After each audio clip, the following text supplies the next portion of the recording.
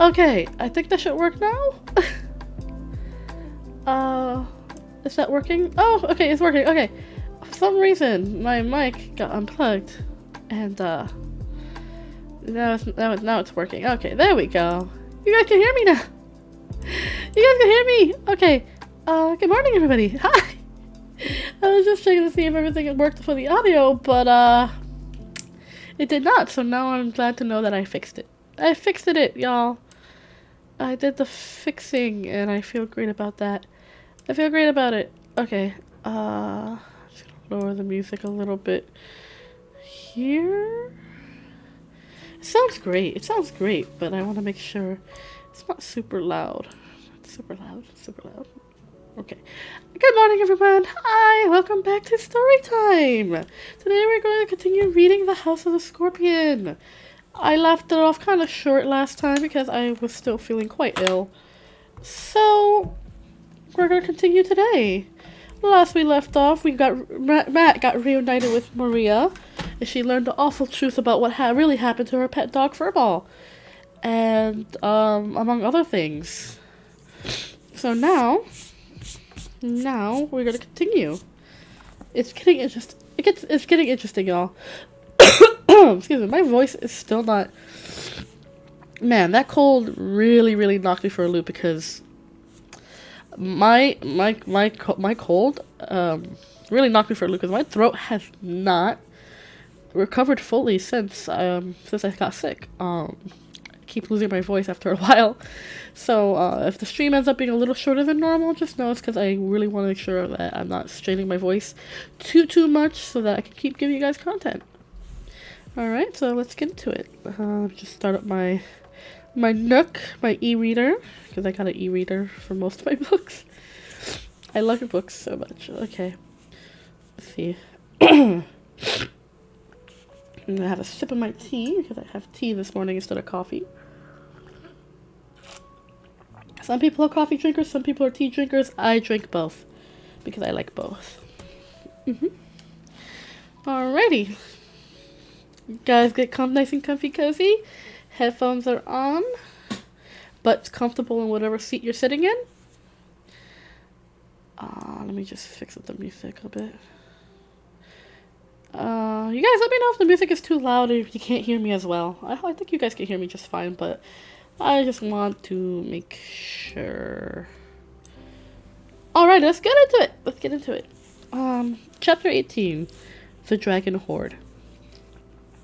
"Wake up," said Celia, so close to his ears that Matt fell out of bed with his arms flailing. "What's wrong?" he cried, trying to untangle himself from the sheets. She yanked the sheets away and pulled him to his feet.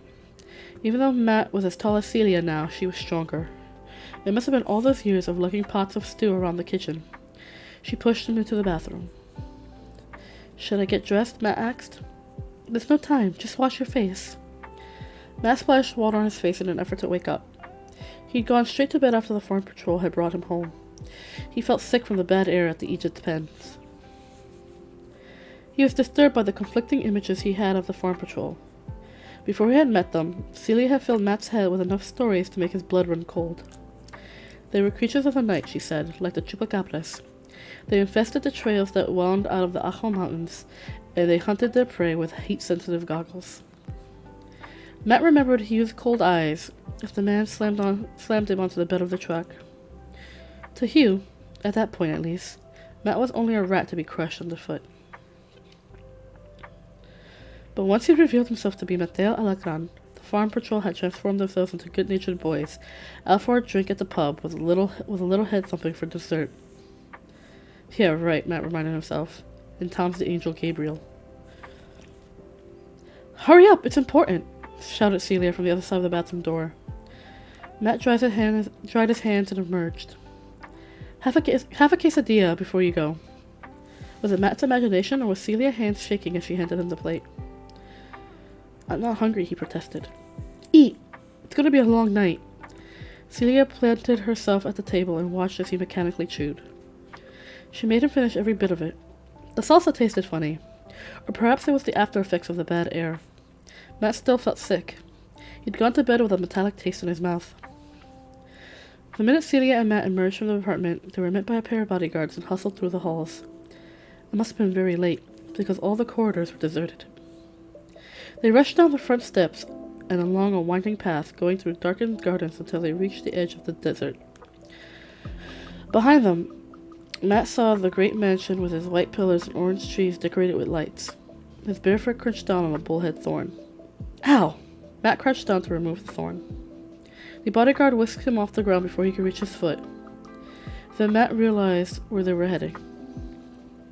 The hospital, he gasped. It's alright, mi vida, said Celia, but it didn't sound alright. Her voice was choked. I'm not sick, Matt cried.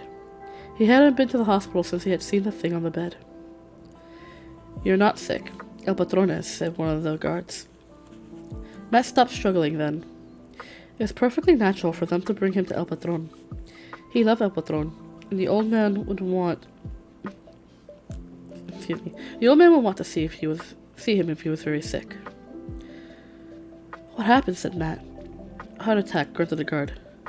He's not dead. Not yet. Matt suddenly felt faint with shock. His vision blurred and his head pounded. He twisted his head away from the bodyguard's arm and vomited. What the? The man gave a startled shout followed by a string of curses. Crikey, look what he did to my suit! Matt no longer bothered about the thorn in his foot. Far worse problems overwhelmed him. His stomach felt like he swallowed a barrel cactus. Something was wrong with his eyes, too. The hospital walls swarmed with weird colors. Orderlies lifted him onto a stretcher, quickly wheeled him down a hall, and transferred him to a bed. Someone shouted, "His heartbeat is all over the place," and someone else ran a needle into his arm. Matt was no longer sure of what was real and what was a nightmare. He seemed to be in the trough at the Aegis pens, floating in yellow sludge. He vomited again and again until only a thin, bile-flavored liquid dribbled out. He saw Furball sitting at the foot of his bed, looking reproachful. Was this how Furball suffered after he ingested the laudanum? Then it was St. Francis who sat at the foot of the bed. Brother Wolf, you have done much evil so that all folk are your enemy. Yet I would be your friend, he said. Sure, okay, thought Matt. The figure of St. Francis shifted to that of Tomlin.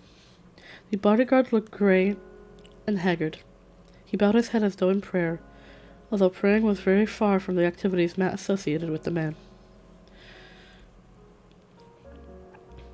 A faint blue light illuminated the window. Dawn was approaching, and the horrors of the night were ebbing away. Matt swallowed. His throat was so raw, he wasn't sure he could speak. Tomlin, he croaked.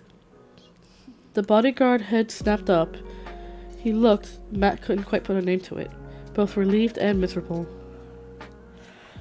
Don't talk unless you have to, laddie. El Patron, Matt whispered. He's stable, said Tomlin. They had to do a piggyback transplant on him.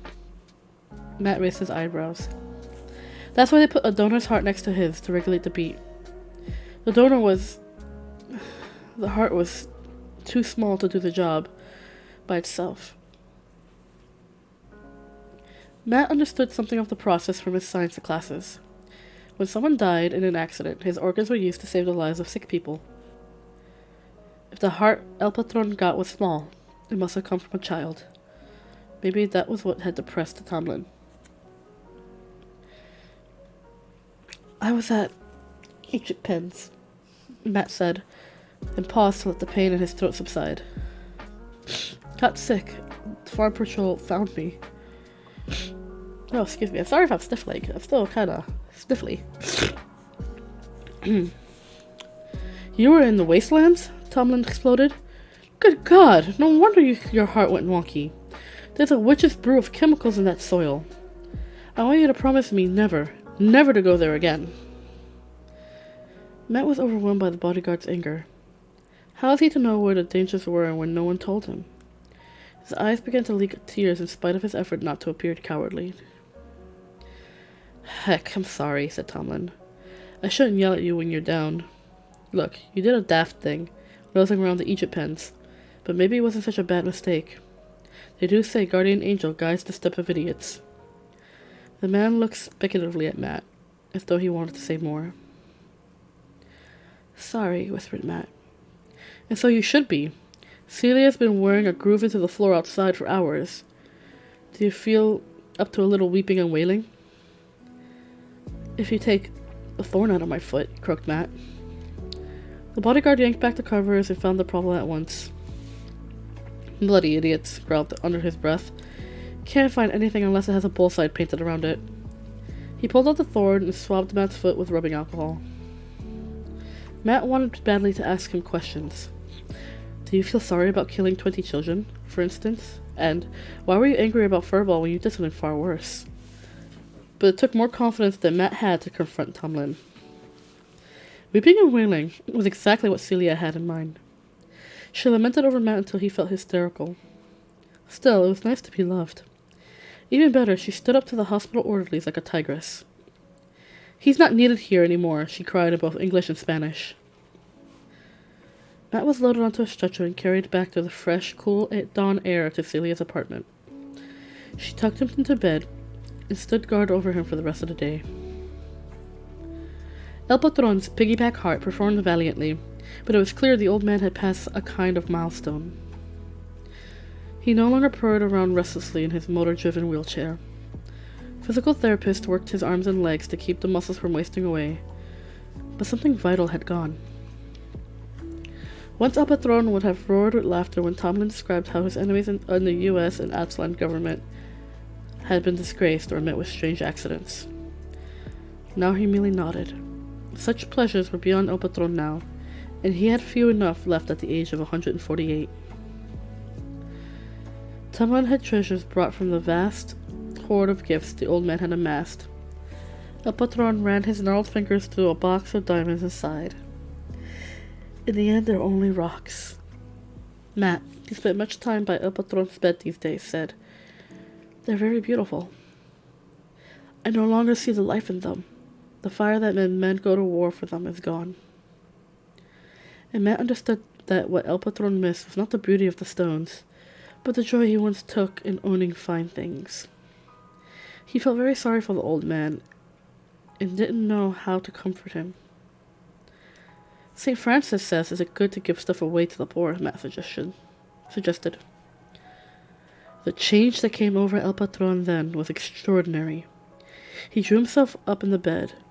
His eyes flashed, and energy bubbled up from some unknown reservoir. Give things away? He cried, in the voice of a man 100 years younger. Give things away? I can't believe I heard that. What have they been teaching you? It was only a suggestion, Matt said, aghast at the reaction he provoked. St. Francis lived a long time ago. Are you reading, son? Yes, I am, Wasabi. Hello! Thank you for being here, Wasabi. I'm glad you're here. I hope you enjoyed the story. My throat's feeling a little sore. Just a lot of dry air has been making my throat feel a little sore, so I may not read too long, but I'll read as long as I can. So I hope you enjoy it. I hope you enjoy it. Give things away, Mr. Old Man. Was that why I fought my way out of Durango? Was that why I built an empire greater than El Dorado's? El Dorado bathed in gold dust every day. Did you know that? Matt did. El Patron had told him at least a dozen times. He stood on the porch of his golden house, said El Patron, his black eyes shining. His servants dusted him with metal until he shone like the sun. His people worshipped him like a god. The old man was lost in the fantasy now. His eyes looked far away to the jungles where the fabled king had lived. Later, Tomlin complimented Matt on his cleverness. Brought the roses back to his cheeks, suggesting he give away his dragon hoard. I've been too soft on him. What he really needed was a boot up the rear end. What's a dragon hoard? asked Matt. He and Tomlin were sitting in Celia's garden, sharing a pitcher of lemonade. The bodyguard rarely had time to visit since El Patron's heart operation. Now, though, because of Matt's incautious remark, the old man was roaming around the house by himself. Tomlin said he was counting the spoons. Ah, now, said Tomlin. That's what a dragon amasses from pillaging castles. He keeps his wealth in a deep, dark cave in the mountains, and at night he sleeps on it. It's probably uncomfortable with all those jewel-encrusted daggers and so forth, but the dragon is so covered with scales he can't feel it. Matt loved it when Tomlin spoke of things he must have heard as a child. A soft, musical lilt came into his voice. Matt could just imagine him as a boy, long before the events that had blunted his nose and reamed him with scars from head to toe. "Does it make the dragon happy?" Matt asked. "Does it make the dragon happy?" echoed Tomlin. "Why, I never thought of that." "I suppose it does. What other pleasure can a creature have whose life consists of making everyone else miserable? To go on, though, the most amazing thing about dragons is that they know when anything, no matter how small, has been taken from their hoard. They can be in a deep slumber, but if some foolish lad creeps up in the middle of the night and takes only one coin, the dragon wakes up. You wouldn't want to be that lad then.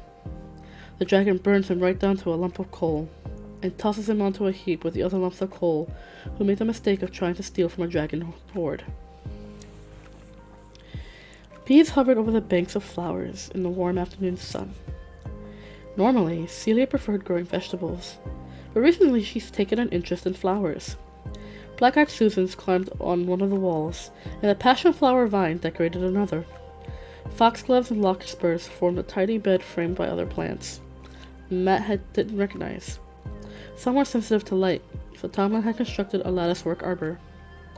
Matt thought it made the garden much nicer. Excuse me. Does El Patron know how much stuff he has in his storeroom? Matt knew, of course, who was being referred to with the dragon story. Probably not, but you don't want to take a chance on it, said Tomlin. Chapter 19. Coming of Age. El Patron's burst of energy didn't last long. Soon he was as pale and weak as ever. He rambled on about his childhood and his 7 brothers and sisters who all died young. He listened to Matt play the guitar, although the boy's fingers weren't long enough yet to play really complicated pieces. Matt's voice was high and sweet. An angel's voice, Celia said. El Patron went into a quiet daze when he listened to it. Matt loved to see the old man then, with his eyes half closed and his mouth curved up in a gentle smile. It was better than any compliment. One day, as Matt was singing a Spanish ballad, his voice cracked. It dropped more than an octave to produce a sound more like a braying donkey than a boy.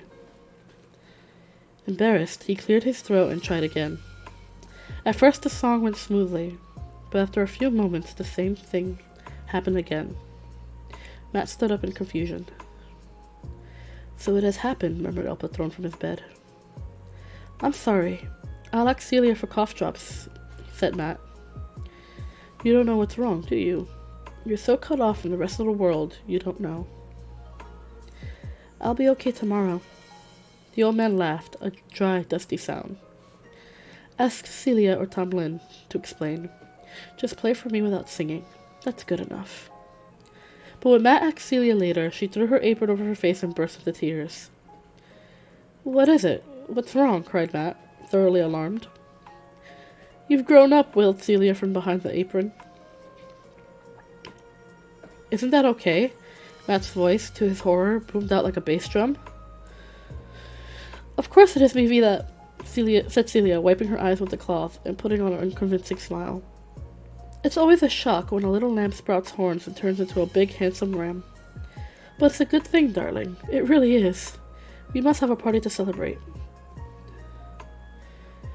Matt sat in his room with the guitar as he listened to Celia bang pots in the kitchen.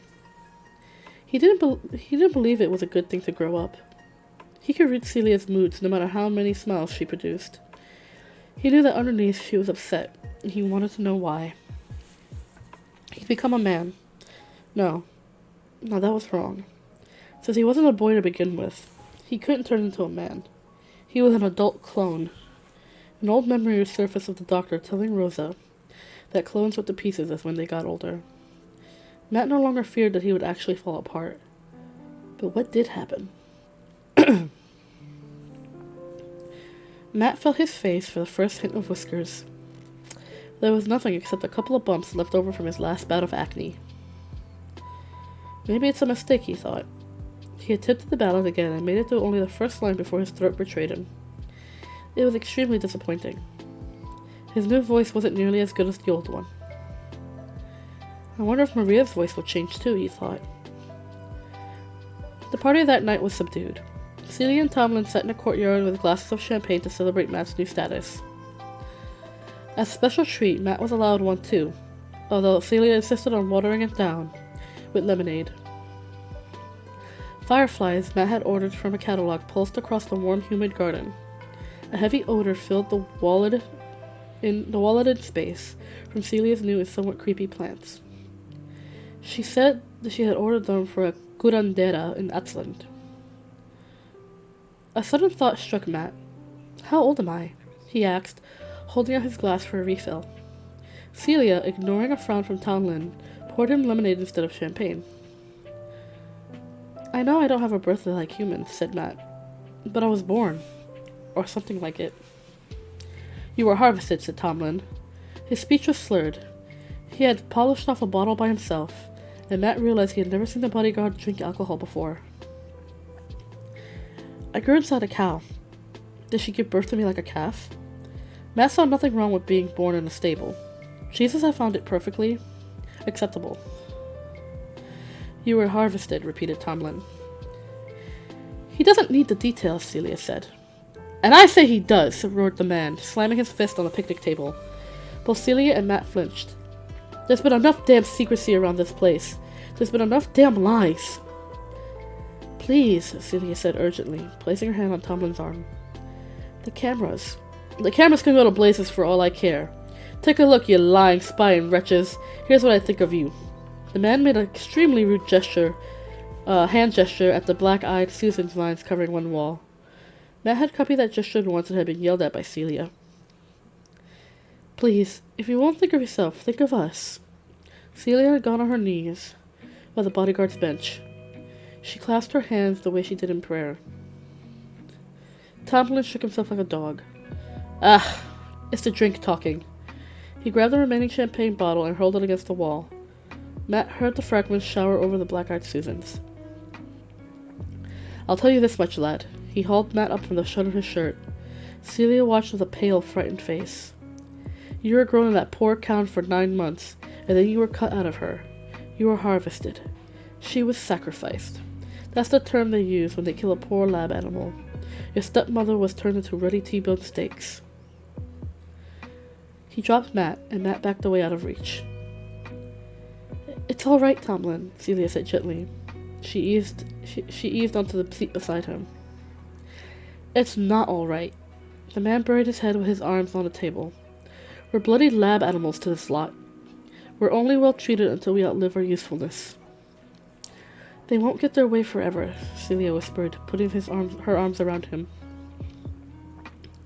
Tomlin twisted his head until she could peer at her from the shelter of his arms. I know what you've got in mind, and it's too dangerous, he said. Celia leaned against him and rubbed his back with her large, gentle hands. This farm has been here for 100 years. How many Egypts do you think are buried under the poppies? Thousands. Hundreds of thousands. Tomlin's voice was almost a groan. Don't you think that's enough? Celia smiled at Matt as she rubbed the bodyguard's back. It was a real smile this time, and it made her beautiful in the shadowy garden light. Go to bed, mi vida, she said. I'll look in on you later. Matt was annoyed that the two seemed to have forgotten it was his party, his coming of age. He sulked in his bedroom. He twanged the guitar, hoping the noise would disturb the pair huddled in the garden. But after a while his anger faded away. It was replaced by a feeling that he had overlooked something important. Hints had been thick as fireflies in the courtyard garden. They brightened with promise. They stayed alight almost long enough to show Matt what they were. But then, like the fireflies, they vanished. Tomlin and Celia were far too careful. It had been like that for years. Matt knew that there was vital information he was missing. It had to do with clones. He wasn't supposed to know how they were made. He wasn't supposed to know that all of them, except for him, were brain dead. Now, for the 100th time, Matt thought about why anyone would create a monster. It couldn't be to replace a beloved child. Children were loved and clones were hated. It couldn't be to have a pet. No pet resembled the horrid, terrifying thing that Matt had seen in the hospital. Matt remembered Mr. McGregor and El Patron sitting in adjoining wheelchairs after their operation. Got me a new liver, McGregor had said, patting his stomach, and went in for a set of kidneys while I was at it. He looked at Matt with those bright blue eyes that were so much like Tom, and Matt had been revolted. No, it couldn't be. Matt remembered a birthday party where El Patron had so suddenly recovered from his mental abilities. Fetal brain implants. I might try that sometime, Mr. McGregor had said. It's done wonder for you. Don't put it off too long, El Patron had replied. You have to give the doctors at least 5 months lead time. 8 is better. It couldn't be. Matt pressed his hands against his temple to keep the idea inside. If he didn't think it, it would be real.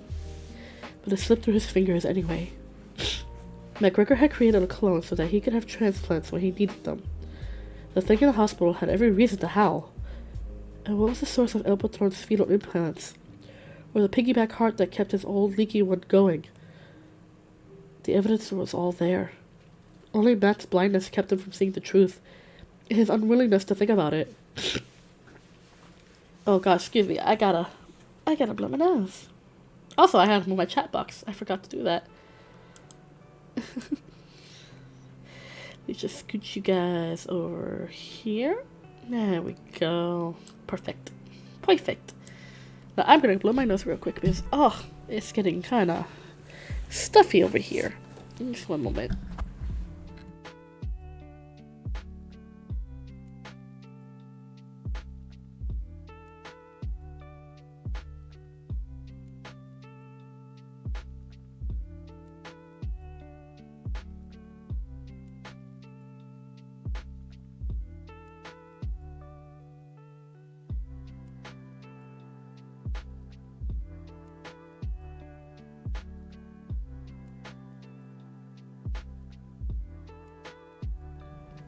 Alright, there we go.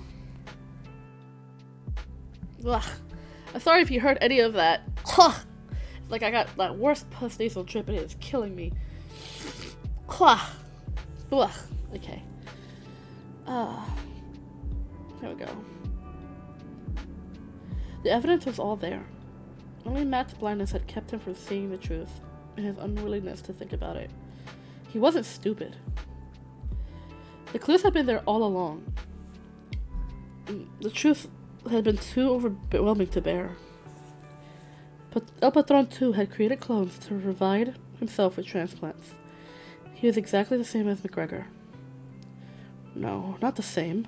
Because I'm different, Matt thought desperately, staring up at the ceiling of his bedroom. Celia had pasted glow-in-the-dark stars all over the surface. From the time Matt had moved into her apartment, he'd gone to sleep under a faintly shining canopy of stars. Their presence soothed and comforted him now. I'm different. I wasn't created to provide spare parts. El Patron had refused to let the doctors destroy Matt's brain. He'd protect him and give him Celia and Tomlin for company. He hired Mr. Ortega to teach Matt music. The old man took great pride in the boy's accomplishments. That was not the behavior of someone who planned to murder you later. Matt consciously slowed his breathing.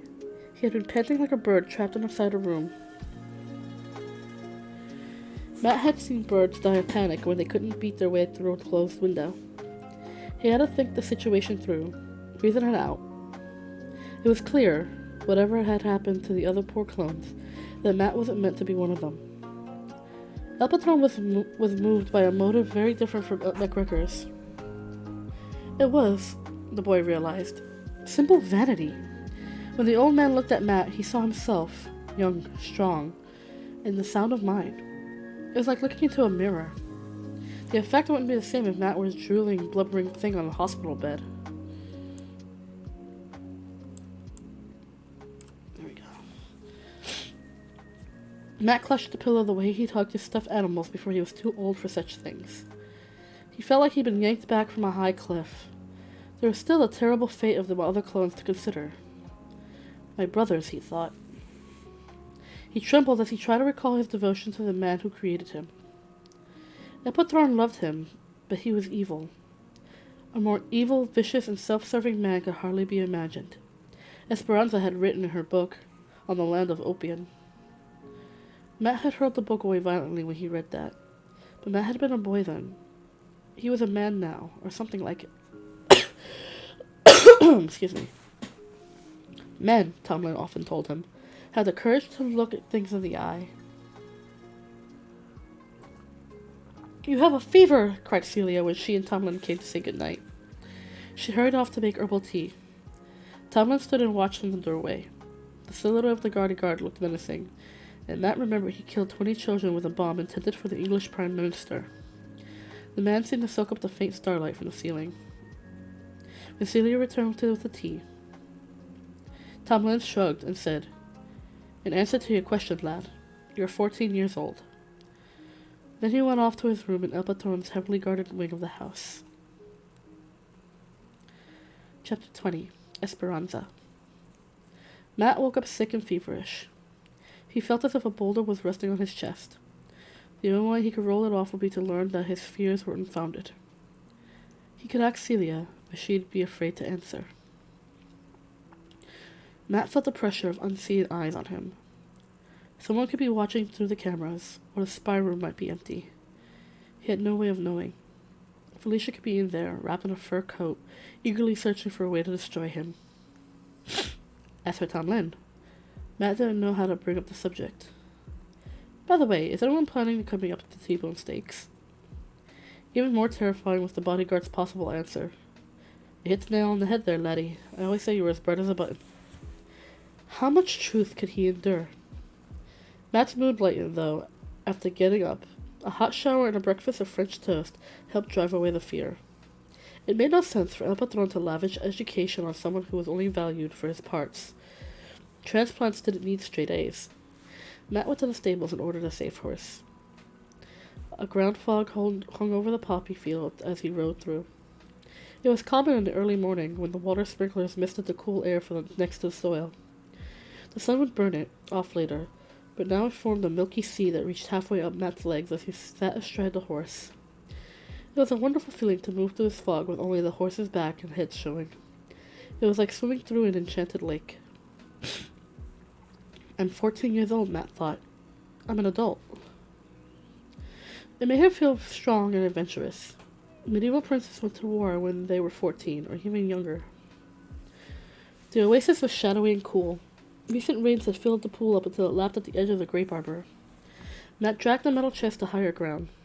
He took off his clothes and stepped into the water.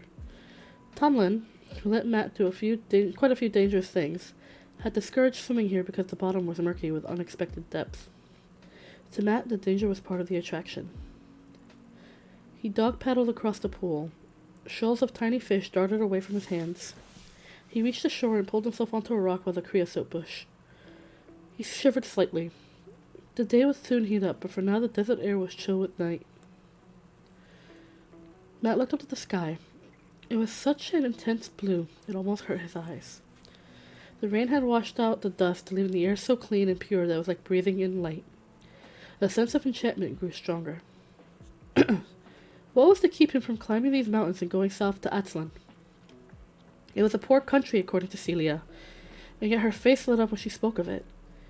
It was full of people and life, too. It was a new world where he might skip the cameras and the malice of Felicia. He wouldn't have to meet McGregor with his patchwork of body parts.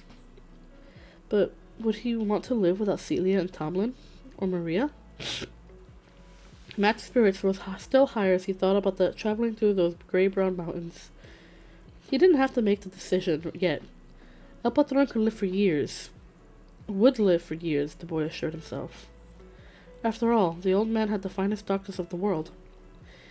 Matt could plan his move carefully, perhaps even take Maria with him.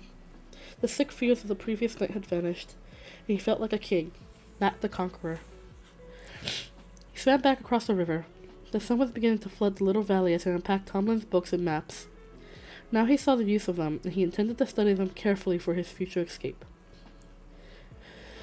The history of opium he read in Esperanza's book is soaked in terror and blood. Matt settled against the roll of blankets with a slice of cold French toast. He still found the author's preachy manner annoying, but he couldn't argue with her facts. Mateo Alacran, or El Patron as he soon came to be known, planted opium from the Pecos River into the Salton Sea, Matt read. He needed a vast workforce to tend to it. This was no problem, as thousands of Mexicans flooded across the border every day. All he needed was to trap them. To this end, he established the first farm patrol. He recruited his armies from the foulest criminals ever vomited up by corrupt prison systems anywhere in the world. Matt slammed the book shut. There she went again with a tirade against El Patron. Esperanza had to be a complete witch. He drank a bottle of juice he brought with him from the house and tried again. Even so, El Patron found it hard to control the illegals. They slipped through his fingers. They helped one another escape. They flooded across opium to the border of the United States until that government threatened to put El Patron out of business. It was then the despot of dope, fearful of losing his slave empire, came up with Egypt's. On the surface, Matt read, nothing could have seemed more humane. After all, what is suffering but an awareness of suffering? The Aegis felt neither cold, nor heat, nor thirst, nor loneliness. A computer chip in their brains removed those sensations. They toiled with the steady devotion of worker bees. As far as anyone could tell, they were not unhappy, so could anyone say they were being mistreated? I could, thundered Esperanza. El Patron sold those people's soul to the devil. When they died, he plowed their bodies into the dirt for fertilizer. The roots of opium were watered with blood, and anyone who buys its foul weed is no better than a flesh-eating cannibal. That was definitely enough reading for one day. Matt rested the book on his chest and tried to picture Esperanza's face. She was probably covered with warts like an old witch. She'd have yellow fangs on cheeks that collapsed in like a rotten pumpkin. He flipped through the book, looking for her photo. On page 247 he found it. She was dressed in a black suit with a pearl necklace. Her black hair hung in a shiny veil on either side of her pale and beautiful face. She looked a lot like Maria. Matt read the blurb onto the picture. Esperanza Mendoza, the ex-wife of Senator Mendoza, is a charter member of the Anti-Slavery Society of California. She has written numerous best-selling books. She was a recipient of the Nobel Peace Prize and Matt dropped the book. Maria couldn't possibly know about this. She thought her mother was dead. Esperanza had walked out of the house when Maria was 5 years old and never returned. The little girl imagined her mother had gotten lost in the desert, and she woke up night after night crying so she could hear her mother's voice. That was why Maria clung so desperately to keepsakes. She was terrified of losing things she loved. All this time her mother has been living it up in California. Matt felt a deep, burning rage against the woman and against Senator Mendoza, too. He certainly knew what had happened, but he preferred to let Maria suffer. Well, Matt was not going to let the situation go on any longer. The next time Maria visited, and she'd have to come to Stephen and Amelia's wedding in 2 months, Matt would hit her between the eyes with this evidence. Matt discovered the reason Tomlin had been forbidden him to swim across the oasis. That night, he came down with the worst stomach flu he could ever remember. He spent hours retching into a bucket until his throat burned like fire. Celia insisted on treating him herself. She forced glass after glass of milk down him, and she didn't leave him alone for a second. In the periods between attacks, he noticed that her hands were cold and clammy as his own. Finally, he recovered enough to lie down. Celia pulled up a chair by his bed and sat there all night while Matt drifted in and out of sleep. At one point, he woke to find Tomlin's face only an inch from his own.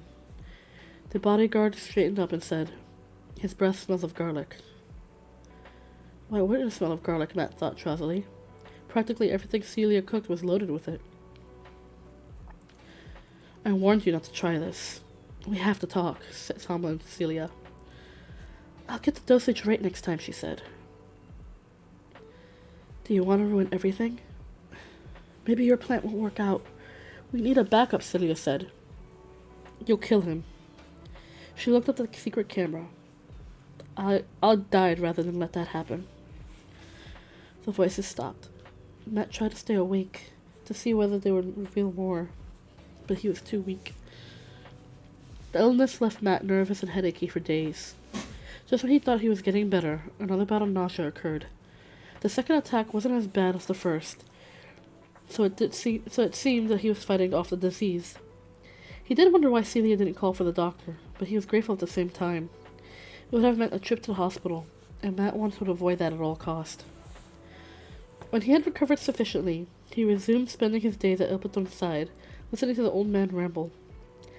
It seems that a fog was gradually enveloping Elpatron's memory. He sometimes called Matt by another name, but he was confused about other things, too. "I built this shack with my own hands," he told Matt. Matt looked around. The last thing he called the mansion with its gardens and fountains was a shack. "I put the grapevine, too," Elpatron said. "It's doing very well. It covered the arbor in only 2 years. I think it's the water. There's nothing finer than one of these desert pools." He's talking about the oasis, Matt thought with a chill.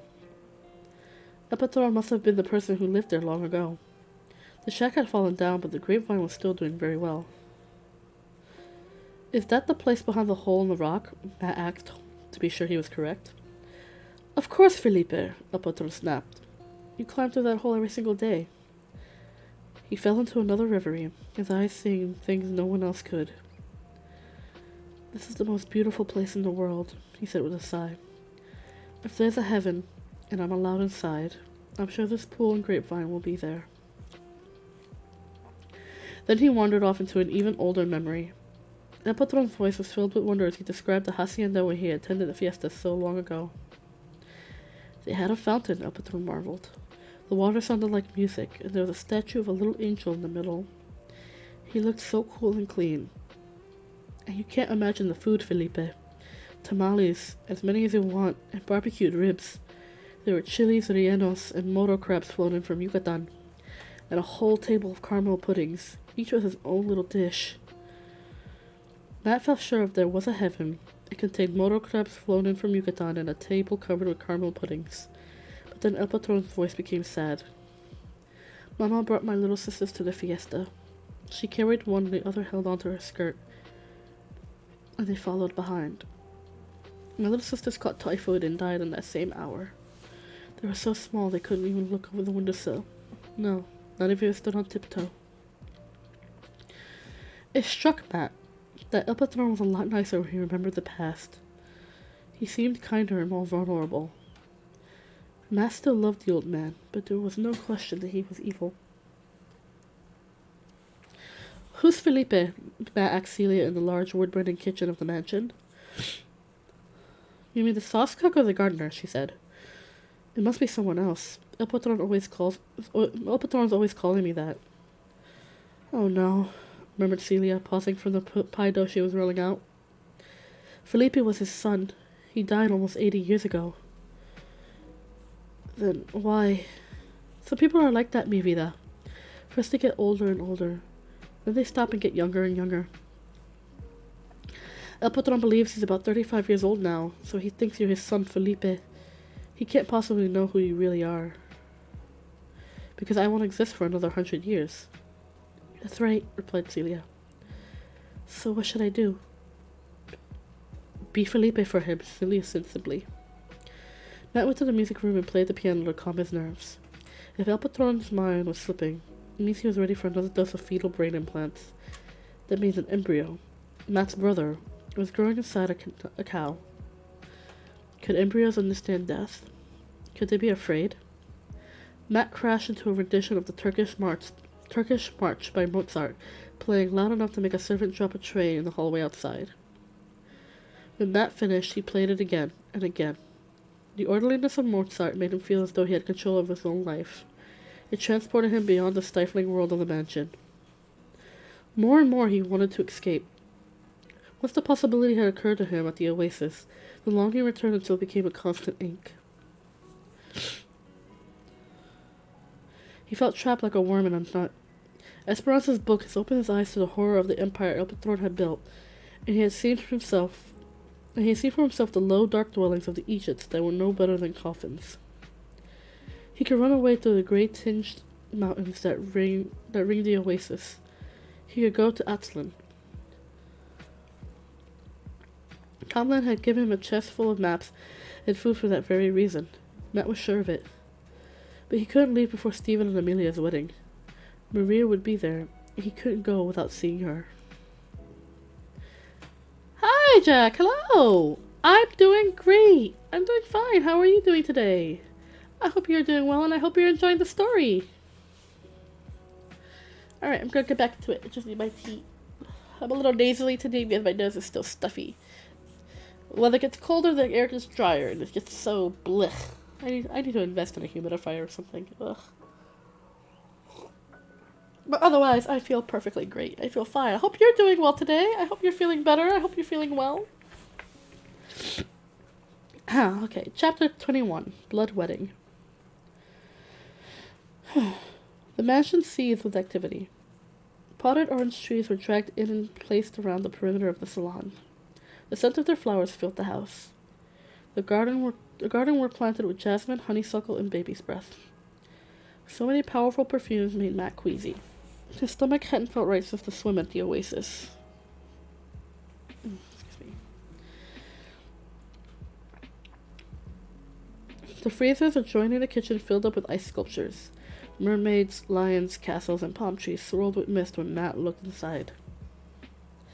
They would be placed in bowls of punch for the wedding reception.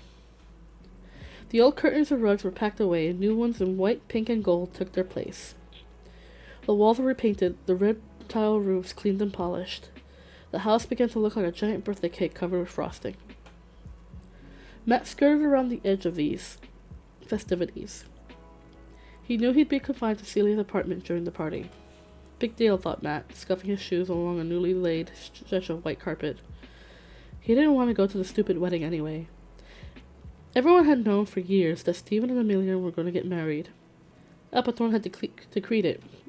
He wanted to bind the Alicrans to the powerful political machine Senator Mendoza ruled in the United States. It was simply good luck that Stephen and Amelia liked each other. If they hadn't, it wouldn't have mattered. Benito, Stephen's older brother, had married the daughter of the Nigerian president because Nigeria is one of the richest countries in the world. Benito and Fanny, his bride, had loathed each other on sight, but El Patron liked Nigerian money, so their opinions didn't count. As the day drew near, Matt felt more and more isolated. Celia was too distracted to talk. Tomlin was shut away with El Patron, whose health was too poor to allow visits. Matt could have gone to the oasis, but a strange tiredness had overcome him. He fell asleep early, only to find his nights disturbed by evil dreams. By day his mouth tasted of metal and his head ached. He made only one brief trip to fetch Esperanza's book on opium. The house filled up with guests. McGregor arrived with a new wife, number 7, Matt thought. This one was as young as Amelia, and Felicia consumed so much alcohol that a cloud of whiskey followed her wherever she went. She drifted from one garden party to another, staring at people with bright, feverish eyes until they became uncomfortable and moved away. As for McGregor, he was in fine spirits. He had hair transplants. His scalp was a riot of springy red hair just like Tom's. He kept patting it as though it might fall out if he didn't push the roots back in. Matt observed everything from behind pillars or wall hangings. He didn't want anyone to point at him and said, "What's this? Who brought this creature into a place for people?" On the day of the wedding, a Nigerian hovercraft landed, carrying Benito, Fanny, and Stephen. Mr. Alicran greeted them and kissed Fanny, who grimaced as though she touched something nasty. She had a hard, bitter face, and Benito was beginning to get a potbelly. Stephen, on the other hand, was as handsome as a storybook prince. Matt disliked him less than the other Alicrans. It was Stephen who had carried him away from the little house in the poppies. And if he and Amelia had ignored Matt since, neither had they been cruelled.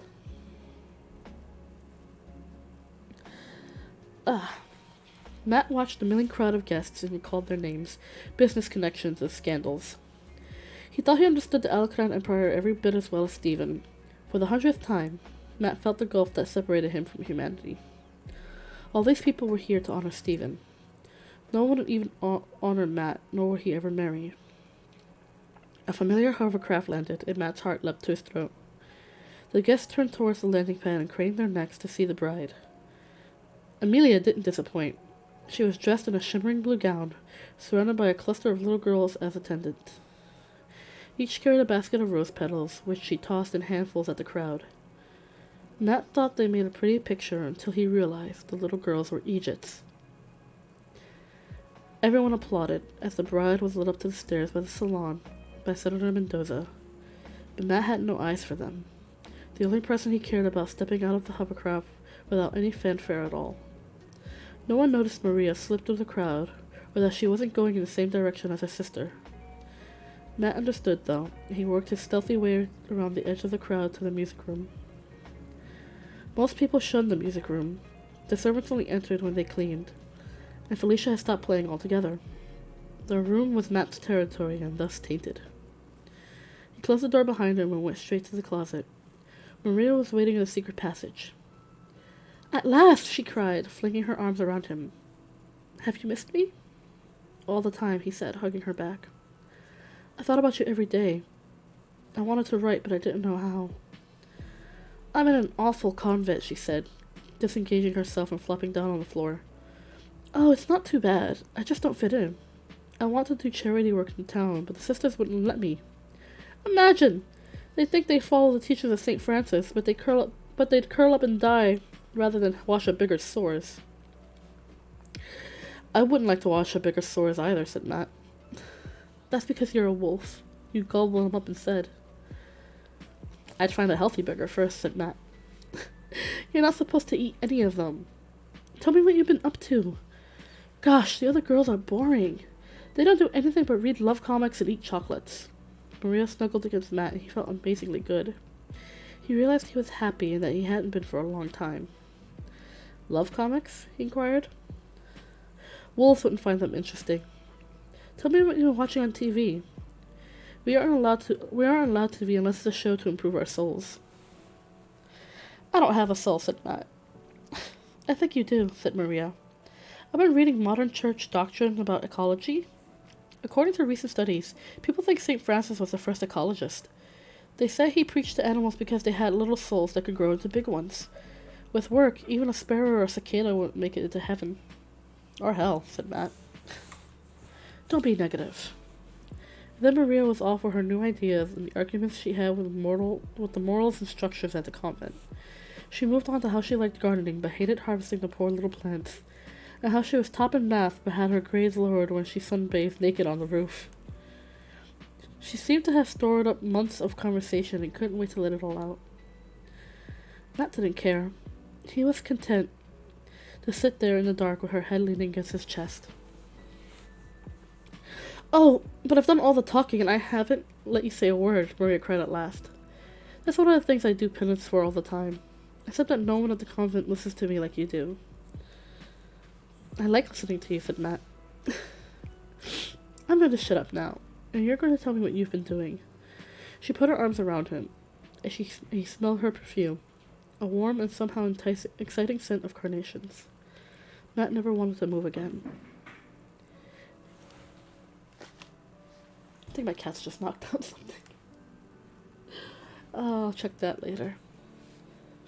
Matt told her about the Egypt pens and meeting the farm patrol, and how he had to go to the hospital. Maria trembled. He told her about Elpadron's heart attack. "He's so old," she murmured. "Not that there's anything wrong with that, but he's too old." "I don't think his piggyback heart is going to last," said Matt. "He shouldn't have one at all," said Maria. "Do you know where he got it?" I... Maria seemed confused. "I'm not supposed to talk about it, but yes, I do know where he got it, and it's evil." She hugged Matt more tightly. He didn't know what to say. The fears he thrust away came back. He wanted to ask Maria what she meant, but he was afraid of the answer. "I'm not like the other clones," he said, more to reassure himself than anything. "El Patron gave me the best education anyone could have. He bought me musical instruments, computers, anything I wanted. He's really pleased when I get an A or play a new piano piece. He says I have genius."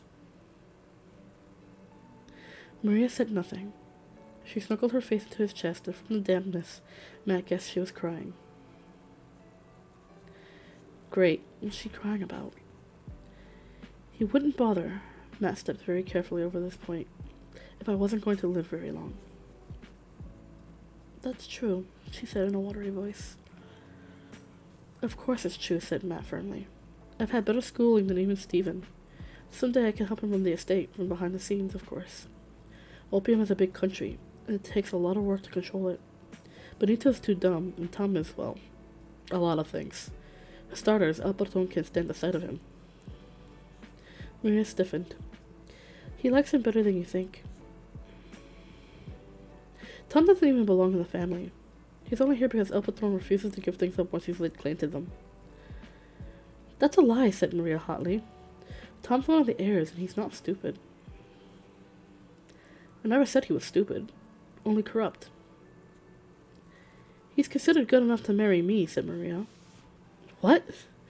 Matt couldn't believe what he was hearing. Maria was only a kid. She wouldn't get married for years and years. Oh, let's not fight, Maria said miserably. None of us had a choice in the matter. I mean, look at Benito and Fanny. Fanny says she'd rather drink cyanide than marry Benito, and see how much good it did her. The patron gave the order, her father drugged her until she didn't know what was happening. Matt was incapable of speech. How could anyone want Maria to marry Tom? He was such a rotten little pustule. It was unthinkable. He turned on the flashlight that he always left in the passage and leaned against the wall. He could see her pale face in the shadows. Stephen and Amelia like each other, and I don't mind Tom much. He's getting more like McGregor, but I can change him. You can't change Tom, said Matt. Patience and love can do anything, Maria said. Anyhow, the wedding won't take place for years. Maybe El Patron will change his mind. She didn't sound hopeful. Matt's mind was almost numb with despair. He refused to think about the future. He knew on some level that Maria would have to marry someday. Then he'd never see her again. But never in his darkest moments it occurred to him that she'd be handed over to that monster. Wait, he said as an idea came to him. I have something for you. A present? Maria looked surprised. Matt fished the history of opium from his hiding place. He turned to page 247 and shone the flashlight directly on Esperanza Mendoza's face. Maria grasped. Mother? You remember what she looks like? Dada has pictures. She took the book and stared at the portrait and its accompanying biography, as though she had been turned to stone. Mother got a Nobel Peace Prize, she whispered at last. And a lot more, said Matt. But she never came back. Maria's face was so forlorn. Matt's heart turned over. She couldn't, dearest, Matt said, unconsciously using one of Celia's words. She utterly and completely opposed opium and everything that your father stands for. Do you think he'd let her come home? Or that El Patron would? In fact, Matt suddenly realized El Patron was capable of ordering her death. It wouldn't have been the first time he'd gotten rid of an enemy.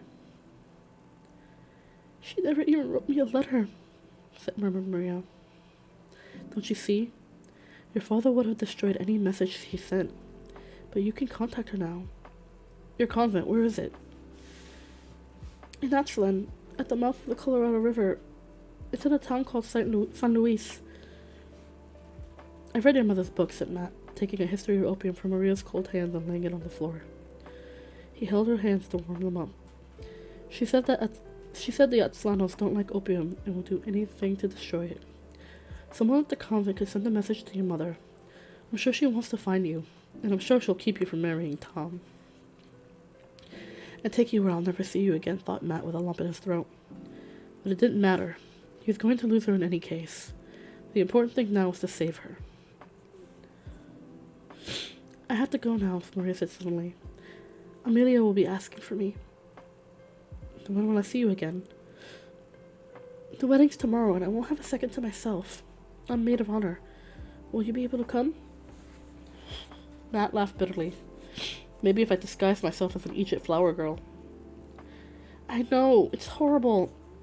I asked Amelia why she couldn't have real children, and she said they couldn't be dependent on to do the job right.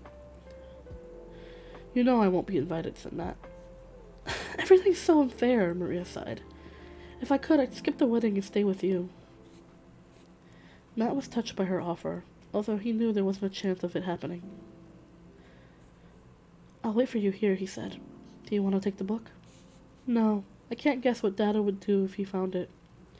She gently kissed him on the cheek, and Matt kissed her back. The feel of her skin stayed on his lips for a long time after she was gone. It wasn't a front row seat, but it was the best he could do. Matt was positioned behind the peephole with a pocket telescope. He had hoped to find the machine room deserted, but the place was packed. Every view screen had at least 2 gorilla-like bodyguards watching it. They flicked restlessly from... Oh, excuse me. Oh, my goodness. Hello, yawn. Oh, excuse me.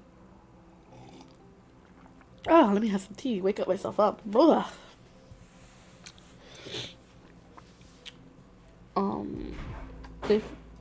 They flicked restlessly from scene to scene and spent a lot of time studying boring places, like the spaces behind pillars or curtains.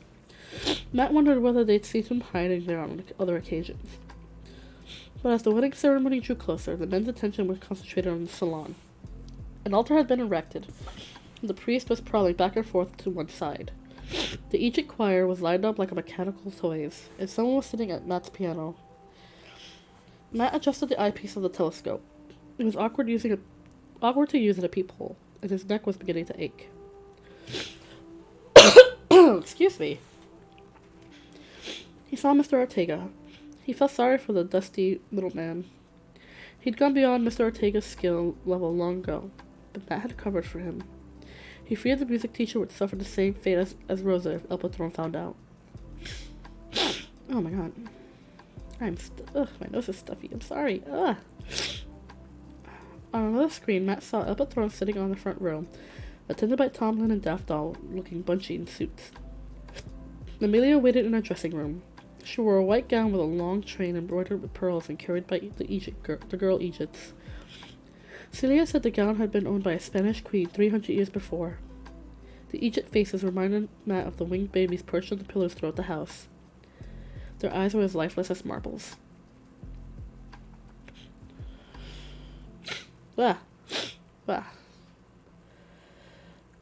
Maria bounced around the room, talking animatedly. Matt couldn't hear what she said, but there was no question she was giddy with excitement. That was the difference between her and everyone else, she thought. She was overflowing with life. Everything delighted or devastated or fascinated her. There was no middle ground. Next to her, Amelia looked faded, and Fanny, who was drinking out of a brandy bottle in the corner, was positively drab. The bodyguards turned up the sound. Matt could hear the wedding march, and Senator Mendoza took Amelia by the arm. The Aegis lifted the train, and Maria and Fanny took their places behind the bride. They left the room with a stately, impressive walk. A whisper passed over the crowd, and the priest signaled everyone to stand.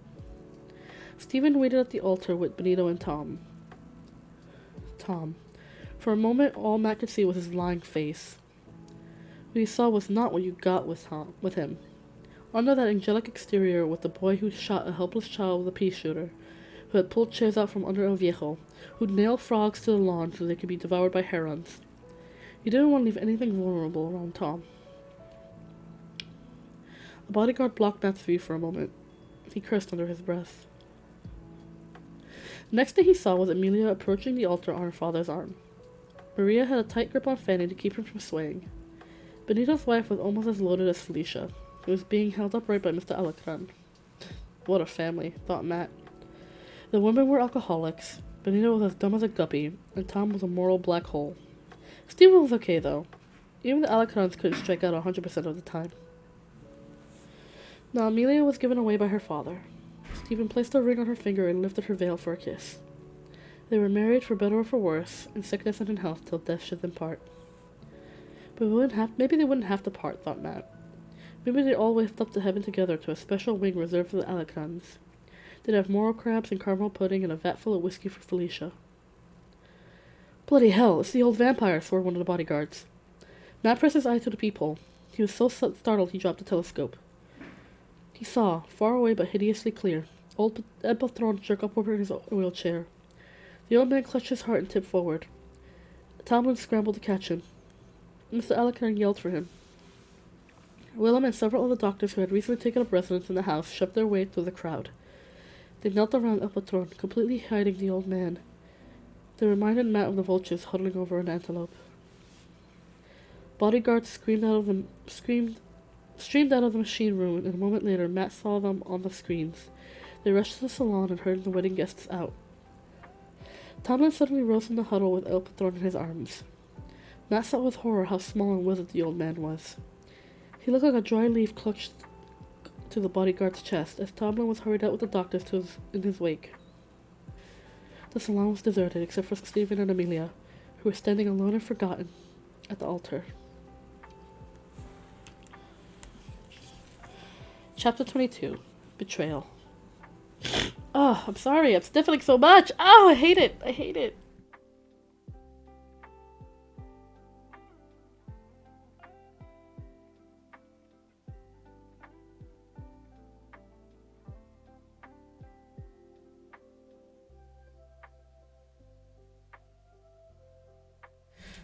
Sorry, I had to blow my nose again because it's just so stuffy. I'm so sorry.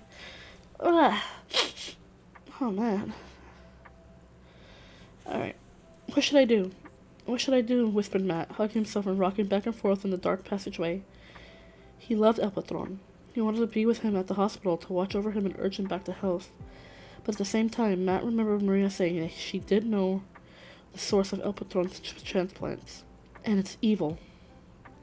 Celia would be looking for him. Unbidden, another memory surfaced. Celia was fussing with the suit Matt had worn up to the birthday party long ago.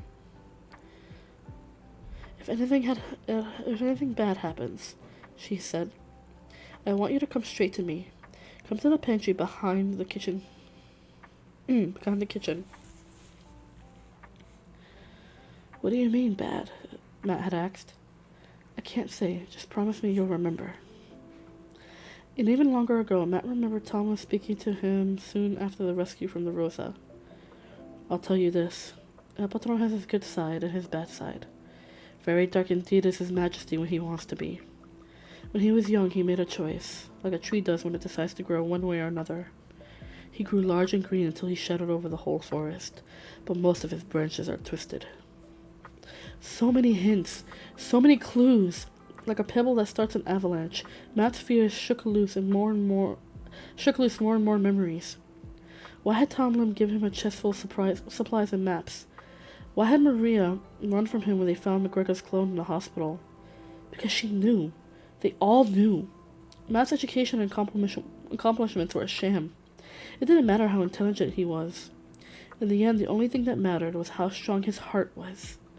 And yet, Matt wasn't quite sure. What if he was wrong? What if El Patron really loved him? Matt thought about the old man lying on the hospital bed, waiting for the one person who could bring him a glimpse of his youth. It was too cruel. Matt curled up on the floor of the passage. He lay in a welter of fine dust that had drifted to his dark, secret space over the years. He felt like the inhabitant of an ancient tomb, an Egyptian pharaoh or a Chandelian king. El Patron loved to talk about such things. The old man enthusiastically described the wealth that filled the pyramids, for the use of the old kings in their afterlife. He liked the tombs of the ancient Chandelians even more. Not only did they have clothes and food, but their horses were slaughtered to provide transport to the shadowy world of the dead. In one tomb, archaeologists had discovered soldiers, servants, and even dancing girls laid out as though they were sleeping. One girl had been in such a hurry, the blue ribbon she was meant to wear in her hair was still rolled up in her pocket. What a fine thing that was, El Patron had told Matt, that a king got to rule in this life, but also had his entire court to serve him in the next. That was even better than El Dorado powdered with gold on the balcony of his great house. Matt choked on the dust and sat up in order to clear his throat. He didn't want to make any noise. He didn't want anyone to find him until he'd decide what to do. He leaned against the wall, and the darkness outside was equaled by the darkness inside his mind. What was he to do? What could he do?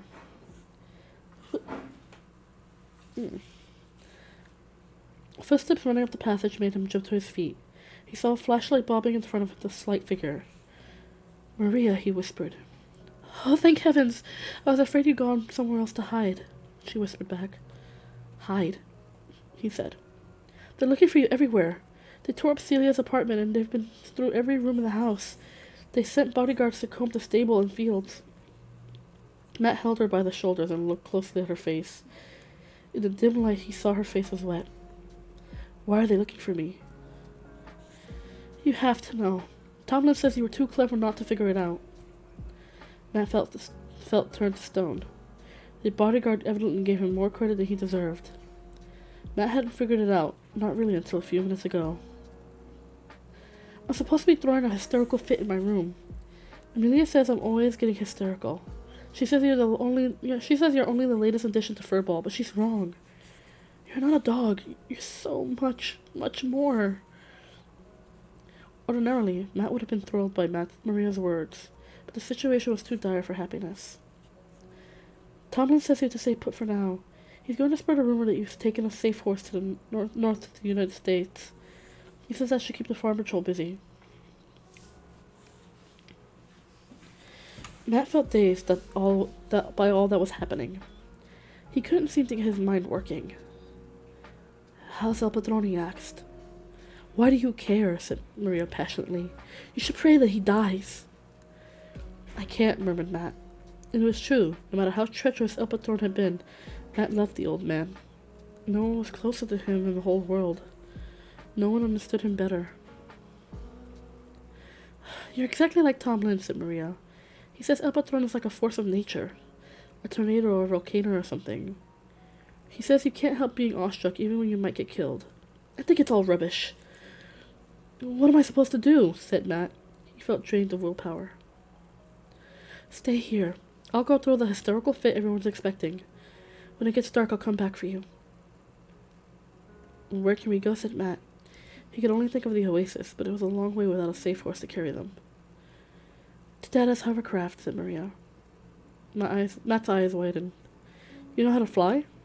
No, but the pilot was going to take me back to the convent after the wedding. I told him to expect us. How will you explain me? You're my new pet Egypt. Amelia has dozens, and I told the pilot I was jealous and demanded one of my own.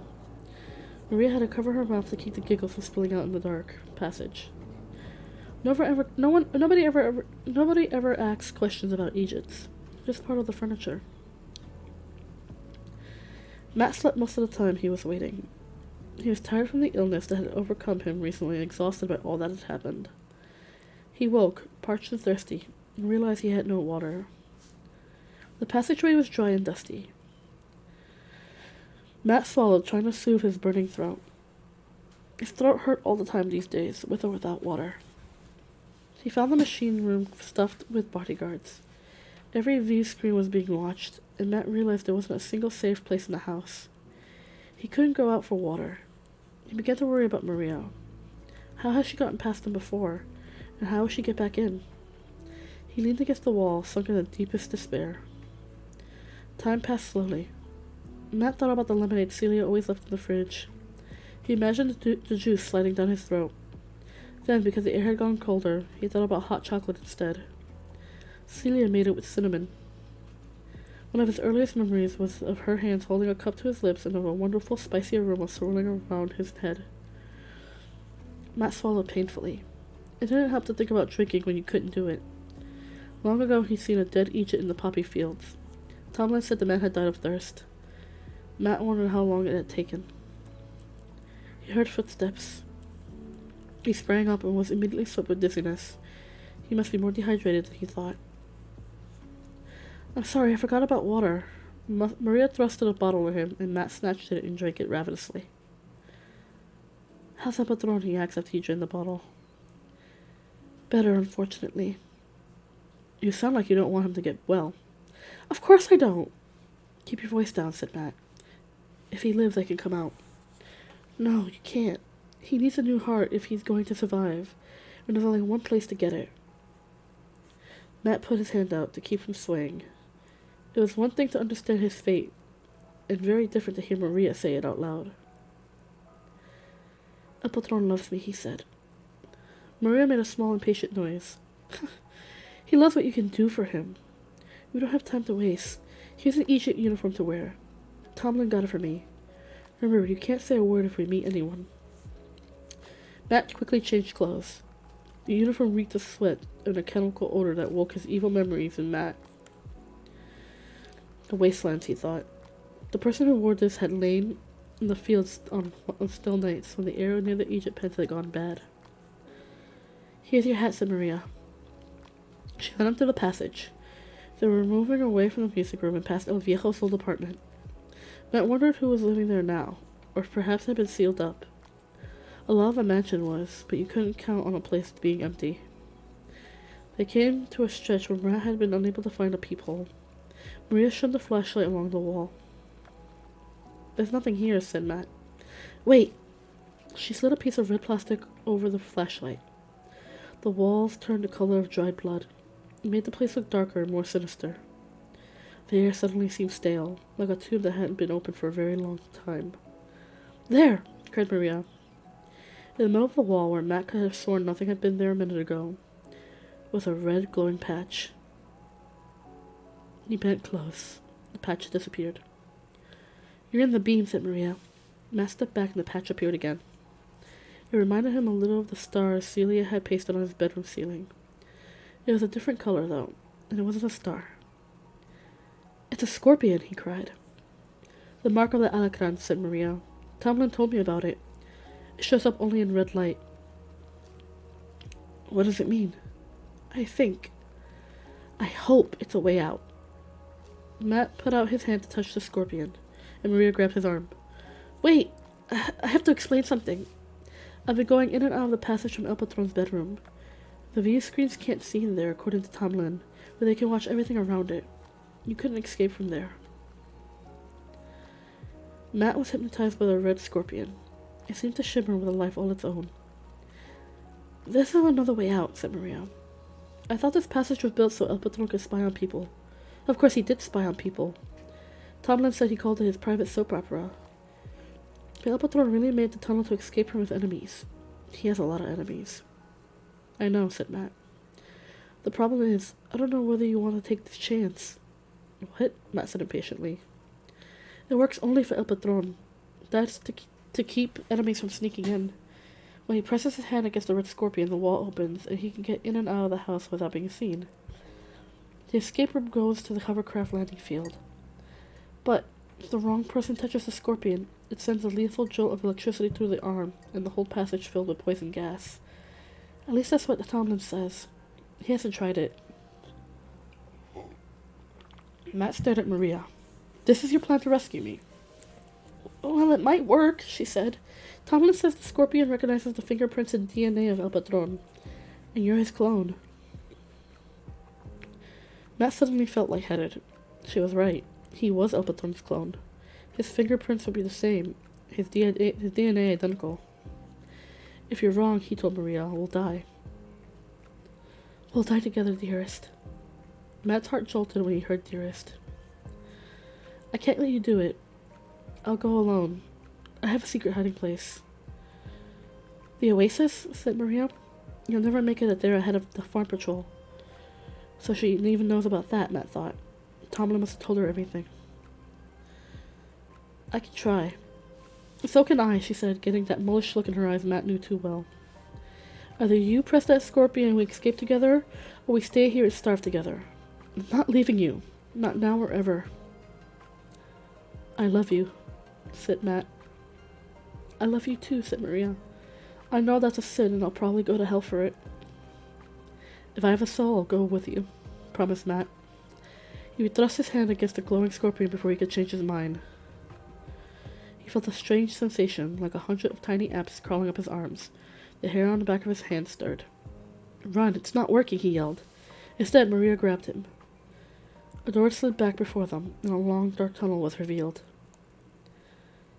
If we had time to waste, I'd faint, Maria sighed, shining her flashlight into a new opening. The tunnel smelled even older than the passageway, and it was clear it hadn't been used for a very long time. The floor was packed dirt, with forlorn little heaps of soil here and there where some burrowing animal had gotten in. But there was nothing alive in the tunnel now, not a mouse or a spider or even a toadstool. It gave Matt the creeps. The footsteps were muffled. The sound of their breath seemed to die in the cold, lifeless air. It struck Matt that there might not be much oxygen in the tunnel, and he hurried Maria along. After a while, they came to another wall blocking the way. Maria put the red plastic over the flashlight again and revealed another shimmering scorpion. This time Matt didn't hesitate. He pressed his hand against the wall and felt the same sensation of crawling ants. A second door slid open. This entrance was concealed by thick bushes. Matt carefully pushed them aside for Maria, and they found themselves on the edge of the hovercraft landing field. "That's our ship," whispered Maria, pointing out a small craft with his landing lights on. She walked on ahead, and Matt followed, pulling the broad-brimmed sombrero down to hide his face. They didn't hurry. They looked, Matt hoped, like they had all the time in the world. If bodyguards were watching this part of the house, all they'd see was an honored guest attended by an Egypt. Egypts didn't rate any more attention than dogs. Matt was sweating with nerves. It was harder acting brainless than he imagined. He wanted to look around, but the Egypts didn't do such things. He tripped on a rock and caught himself before he actually fell. Mistake, he thought. A real Egypt would land on his face. Would he yell if he got hurt? Matt didn't know. "Stay," said Maria. Matt halted. She climbed into the hovercraft and then ordered him to come inside. He heard her talking to the pilot. "Sit," said Maria, pointing on a chair. She buckled him in and continued chatting to the pilot, telling him about the convent, how glad she'd be to get back. "I'm sorry to bother you, Miss Mendoza," the pilot said with great respect. "But do you have a permit for this Egypt? They're not exactly welcome in Absalom." "The Mowbray Superior will have one," she said airily. "I hope so," said the man. "Otherwise he'll have to be put to sleep. I know a sensitive girl like you wouldn't like that." Maria turned pale, and Matt realized she hadn't known about this law. "We'll take off as soon as your sister leaves." "My sister?" Maria almost shrieked. Stay calm, Matt thought desperately. "You didn't think I'd let you go without saying goodbye," said Amelia, coming out of the cockpit. Stephen was with her, and so were a pair of bodyguards.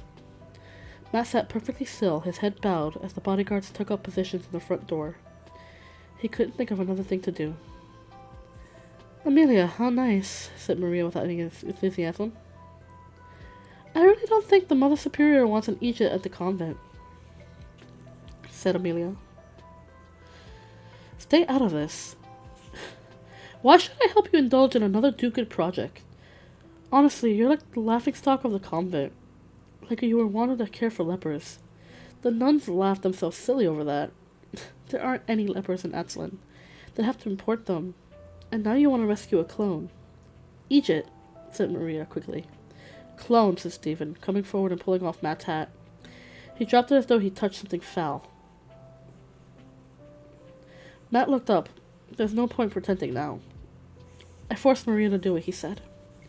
"You've gotten her a lot of trouble for years," said Amelia. "From that first day she brought you food, you've exploited her." "He has not," cried Maria. "You're too soft," said Amelia. "You're always getting gooey about sick animals or homeless people. If you're not careful, you'll turn out like Mother." "Mother?" Maria gasped. "I haven't told you. I didn't have time. She's alive." "So?" said Amelia. "I've known that for years." Maria stared at her sister as though she had just seen a tarantula. You knew?" "Of course. I'm older than you, remember? I saw her go, and Dada shouted that she was dead to us now. It seemed the easiest way to explain things to you." "You let me think she was lost in the desert." Amelia shrugged. "What difference does it make? She didn't care about us. She thought taking care of losers was more important." "The important thing is to get this clone to the hospital where it can do some good," said Stephen. "Stephen," whispered Matt. And all this time he thought Stephen and Amelia were, if not his friends, not his enemies either. He admired Stephen. In many ways they were alike. Taken, Stephen signaled the bodyguards.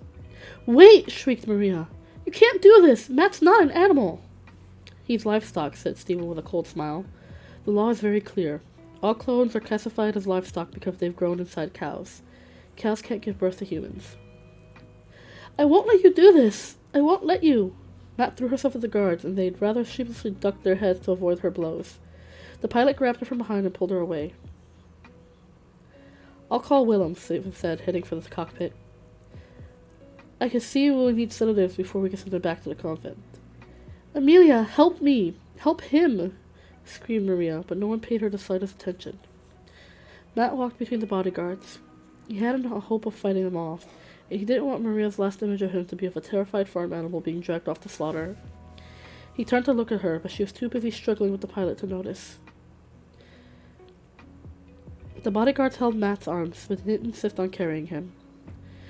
He smelled the night air, the scent of jasmine and gardenias that had been planted everywhere for the wedding. He smelled the distant odor of the desert, perhaps even the mesquite surrounding the oasis. Things traveled so much farther at night.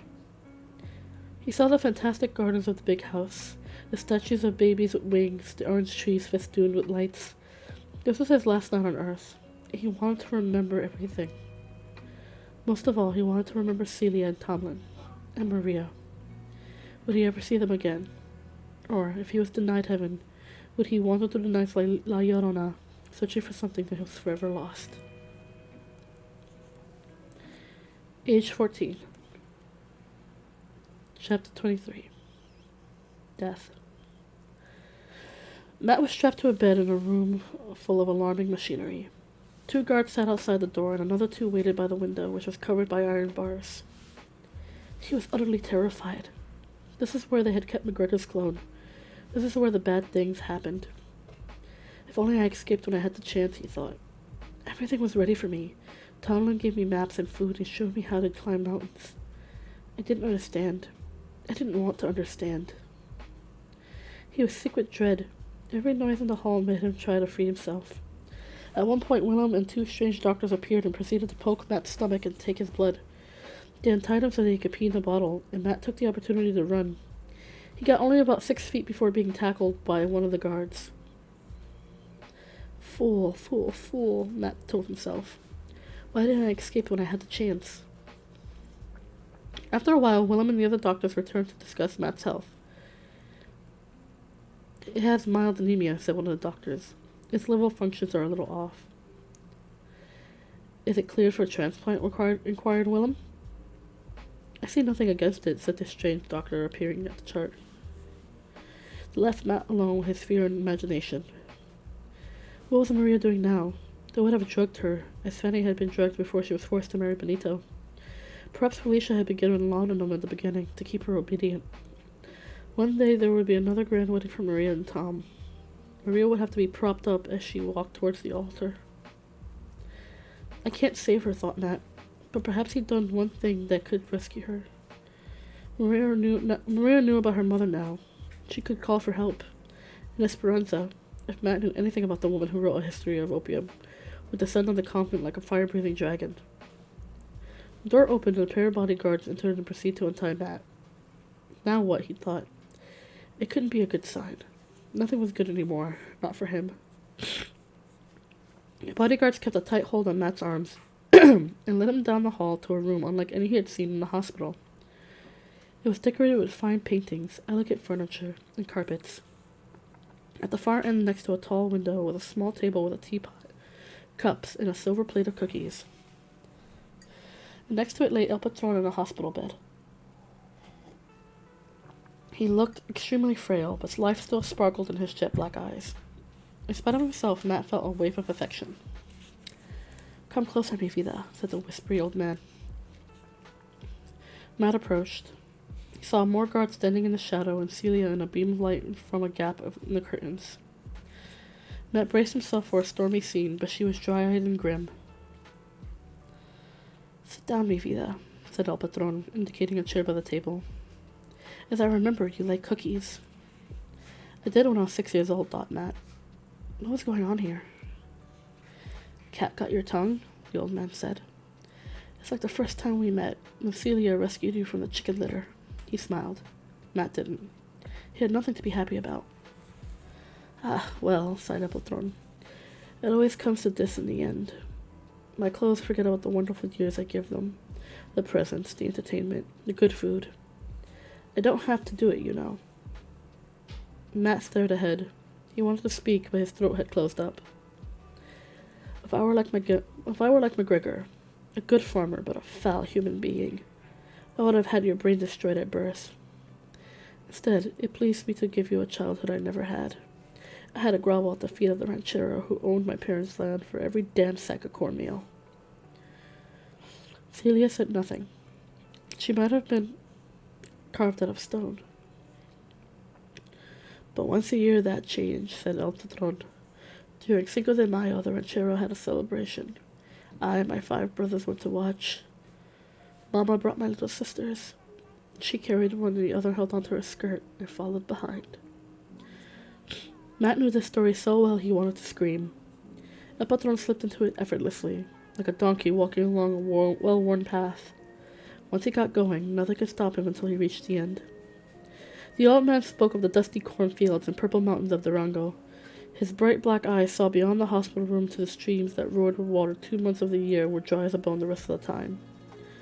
The mayor of our village, dressed in a fine black and silver suit, rode on a white horse and threw money into the crowd.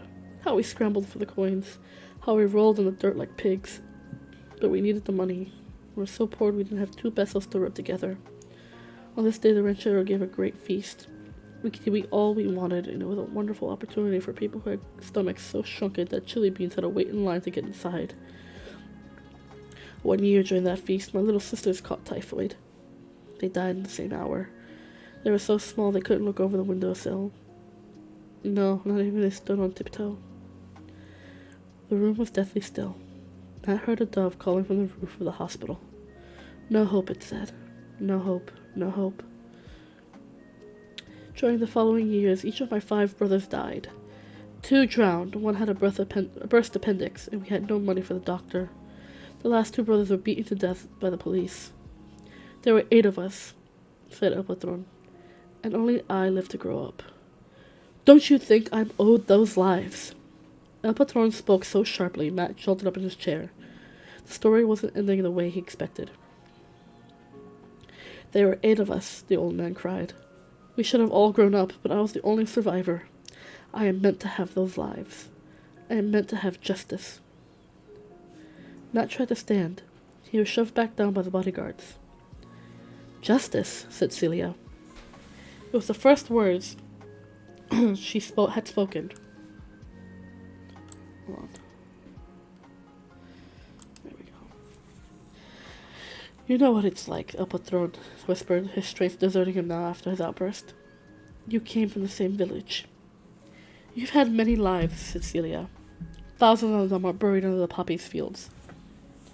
Oh, them, El Patron was dismissive. They're like cattle running after greener grass. They scuttle north and south across my fields. Oh, yes, he said when Matt raised his eyebrows. In the beginning, the tide was all one way. The Atlanos ran north to find the big Hollywood lifestyle. But the United States isn't the rich paradise it once was. Now the Americanos look at movies about Atlan and think life is pretty sweet down there. I catch about as many going one way as I do the other. El Viejo was the only good man in this family, said Celia. He accepted what God gave him, and when God told him it was time to go, he did it. Matt was amazed by her courage. People didn't argue with El Patron if they wanted to stay healthy. Excuse me. El Viejo was a fool, whispered El Patron. For a few minutes he stopped speaking. Our doctor came in and listened to his heart. He gave him an injection.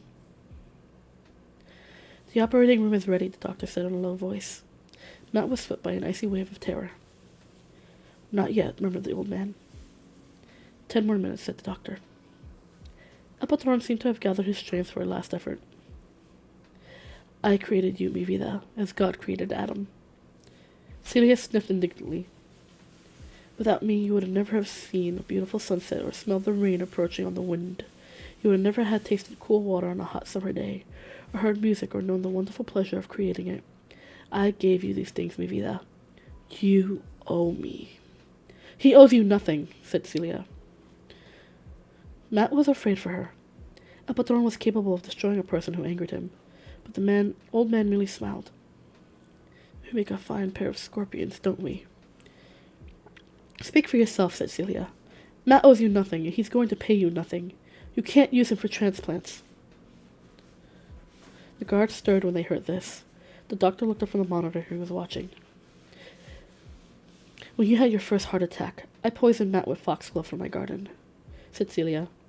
I'm a curandera, you know, as well as a cook. I made Matt's heart too unstable to transplant. El Patron's eyes bulged. He opened his mouth, but nothing came out. The doctor rushed to his side. I couldn't keep giving Matt foxglove, though. It's much too dangerous. I needed something that would make him sick, but not too sick.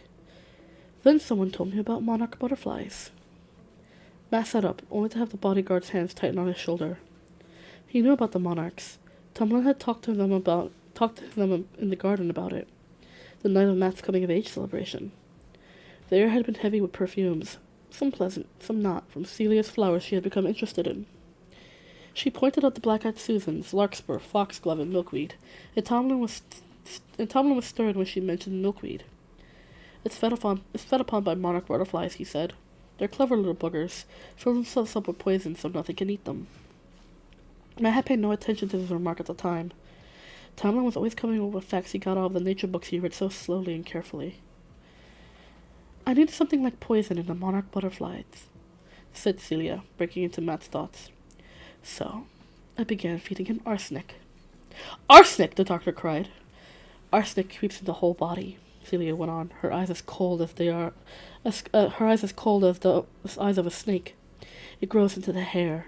It makes little white lines on the fingernails. It settles into the heart. I didn't give him enough to kill him. I wouldn't do that. But enough to kill anyone who already weak to try to steal his heart. You've had your 8 lives, El Patron. It's time to make your peace with God. Bruja! Witch! Shrieked El Patron. His eyes flamed with murderous rage. His skin flushed an angry red. He struggled to claw his way up from the bed. Emergency! Yelled the doctor. Take him to the operating room. Move! Move! Move! The guards rolled the bed away. The doctor ran beside it, pushing on El Patron's chest. Suddenly, the whole building seethed like a wasp's nest. 2 more guards appeared, an army of them. 2 of them hurried Celia off in spite of Matt's attempts to stop them. A technician snipped off a strand of Matt's hair and retreated. He was alone. Alone, that is, except for 4 burly men who sat outside the window, and an unknown number lurking outside the door. It was a beautiful room, with a carpet patterned in the colors of the oasis. Matt saw the red of the canyon walls, the heavy green of creosote, and a blue that was the color of the sky trapped between high cliffs. If he half closed his eyes, he could almost imagine himself there, in the quiet shadows of the Ajo Mountains. He waited. It had been morning when El Patron was wheeled out.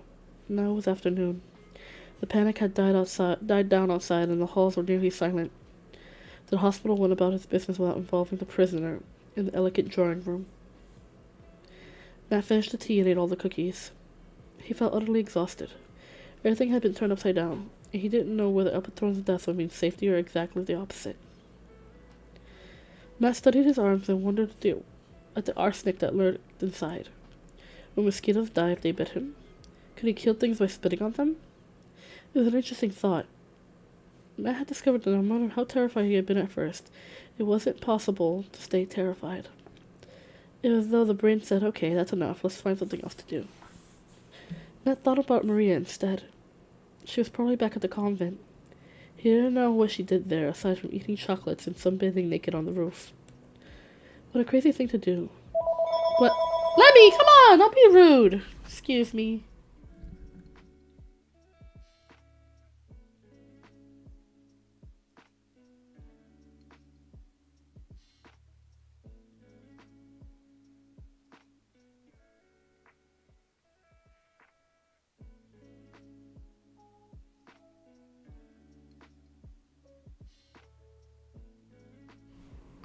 Finally, I calmed down Lemmy. I'm sorry about that.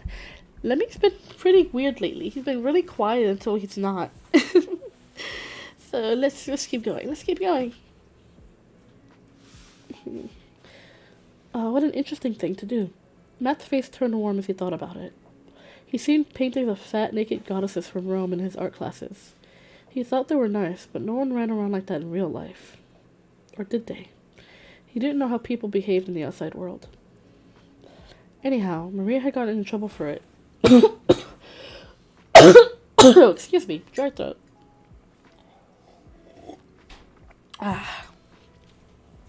Anyhow, Maria had gotten into trouble for it. Matt felt feverish, but he wasn't surprising, being full of arsenic as he was. Oh, my throat's starting to get tired. Sorry. I'm gonna try to finish this chapter. Oh. Actually, I don't think I can finish this chapter. Ah, my throat. Excuse me. I'm gonna try, though.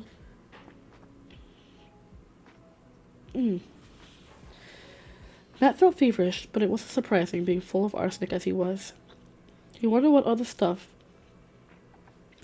Celia tried on him from her garden. The dunks were open. Mr. Alucard strode in with Tomlin. For an instant, time froze. Matt was 6 years old again, lying in a pool of blood with Rosa's plucking a fragment of glass from his foot. A fierce man had burst into the room and shouted, "How dare you defile this house? Take the creature outside now." Excuse me. It was the first time Matt had realized he... Okay, I think I have to take a break. I think I have to call it. Because... I can't go through the chapter. My throat is actually... I'm sorry, my throat's actually acting up terribly. I think I'm gonna call it here. I could definitely restart the chapter next time I come. I could definitely restart the chapter next time we read it. But I think I'm gonna call it here because I think my throat has reached its limit. But you guys, thank you so much for hanging out with me. Sorry for cutting it so abruptly short. Oh gosh, excuse me. Excuse me. But yeah, I'm gonna call it because my throat is starting to get a little raw. But we'll come back to it again. We'll definitely continue the story next week. And I'll be seeing you guys on Thursday for our art stream where we can sit and talk and chat and stuff. Alright, so you guys have a wonderful rest of your day. Have a wonderful Wednesday. I don't know, have a wonderful Wednesday. Have a wonderful Tuesday. And yeah, I'll see you guys Thursday for the art stream, and hopefully my voice will come back and be a little bit stronger. I hope you're enjoying the story, you guys. I really do. I'm sorry for having to cut it so abruptly. But I'll be back again next week for it, and I'll be seeing you guys on Thursday. So remember, hug your friends, tell someone you love them, and be a force for good in the world, because goodness knows the world needs more goodness. I love you all so very, very much, and I will see you guys... Excuse me. And I'll see you guys Thursday. I love you all so very much. I'll be seeing y'all. Bye!